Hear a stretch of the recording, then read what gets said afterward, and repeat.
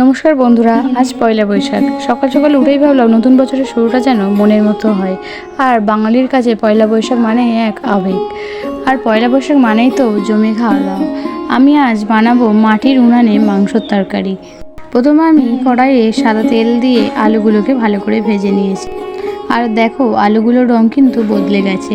এবার আমি আলুগুলোকে তুলে নেব, আর ওই তেলের মধ্যে দিয়ে দেবো তেজপাতা আর গোটা গরম মশলা।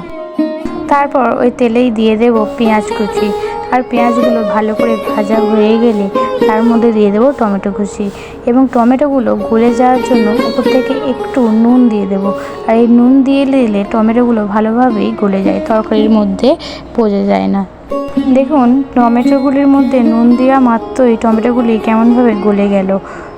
টমেটো পেঁয়াজটা ভালোভাবে গলে গেলে এর মধ্যে দিয়ে দেবো আদা ও রসুন বাটা। আদা ও রসুন বাটা দিয়ে বেশ কিছুক্ষণ নাড়িয়ে চাড়িয়ে নেব।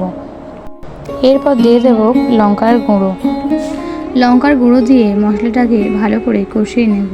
হয়ে গেলে এর মধ্যে দিয়ে দেবো হলুদ গুঁড়ো দেওয়ার পরে মশলাটাকে ভালো করে মিশিয়ে নেব, এবং মশলাটা তৈরি হয়ে গেলে এর মধ্যে দিয়ে দেবো মাংসগুলো। এবারে মাংসগুলো মশলার মধ্যে দিয়ে বেশ কিছুক্ষণ ধরে মাংসটাকে কষিয়ে নিতে হবে। না যদি ভালো করে কষা হয় তাহলে মাংসটা কিন্তু শক্ত থেকে যেতে পারে। আর আমি আগে যেহেতু নুন দিয়েছিলাম, তাই অল্প করে আর একটু নুন দিয়ে নেব পরিমাণ মতো। নুনটা দিয়ে নিয়ে ভালো করে মাংসটা আর কিছুক্ষণ ধরে কষিয়ে নেব, যাতে মাংসটা একেবারে নরম হয়।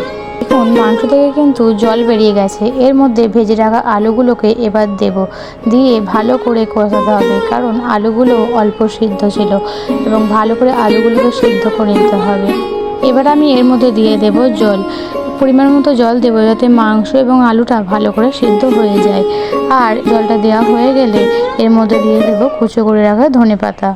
ঝোলটা কিন্তু ফোটা শুরু হয়ে গেছে, আমি আর একটু ঝোলটা ফুটিয়ে নেব। আর এর মধ্যে দিয়ে দেবো সানরাইজ গরম মশলা দিলে তরকারির স্বাদটা একটু অন্যরকমই হয়ে যায়, তাই জন্য আমি এখানে ব্যবহার করেছি সানরাইজ গরম মশলা।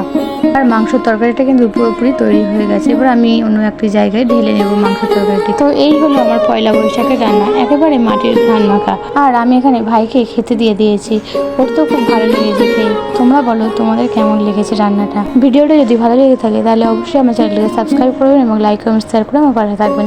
শুভ নববর্ষ, ভালো থাকবেন সবাই।